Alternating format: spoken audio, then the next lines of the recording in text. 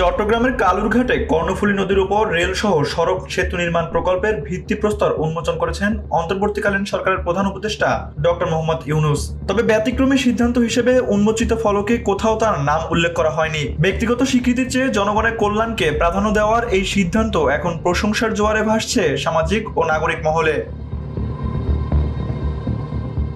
বুধবার সকাল 11টার দিকে চট্টগ্রাম সার্কিট হাউস থেকে তিনি প্রকল্পটির ভিত্তিপ্রস্তর ফলক উন্মোচন করেন। অনুষ্ঠানে উপস্থিত সকলে এই ব্যতিক্রমী দৃষ্টিভঙ্গিকে স্বাগত জানান।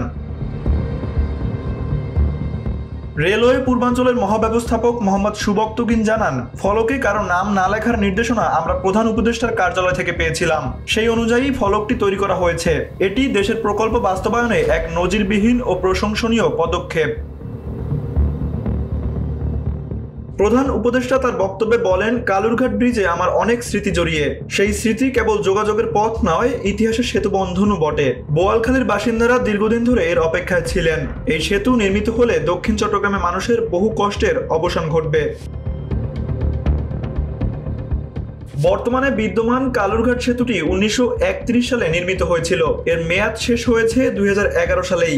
দীর্ঘদিন ধরে সেতুর দুর্ব্যবস্থার কারণে জনদুর্ভোগ পোহাতে হচ্ছে স্থানীয়দের। নতুন সেতুটি রেল ও সড়ক উভয় যোগাযোগের জন্য ব্যবহৃত হবে। নির্মাণ কাজ শেষ হওয়ার কথা 2029 সালের মধ্যে এবং 2030 সালে এটি চালু হওয়ার আশা প্রকাশ করেছেন সড়ক পরিবহন ও সেতু উপদেষ্টা মোহাম্মদ ফাউজুল কবির খান। তিনি আরো বলেন, দক্ষিণ চট্টগ্রামের মানুষদের বহুদিনের দাবি পূরণ হতে যাচ্ছে। বোয়ালখালী সহ পুরো অঞ্চলের জন্য এটি এক যুগান্তকারী পরিবর্তন আনবে।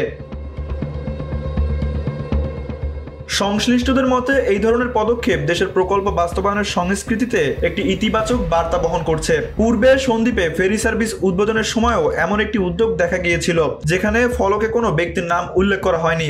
এবার কালুরঘাট সেতু প্রকল্পেও একই ধারা অব্যাহত থাকলো। সামাজিক যোগাযোগ মাধ্যমে এই ঘটনাটি ইতিবাচক আলোচনার জন্ম দিয়েছে। অনেকেই বলছেন, নাম নয় কাজ দিয়েই স্মরণীয় হওয়াই বড় কথা। অনেকে ছবি সহ পোস্ট করে লিখেছেন, এভাবেই পরিবর্তন আসে, নতুন শুরু হোক এখান থেকেই। তানভীর আহমেদ, এনবিবি নিউজ।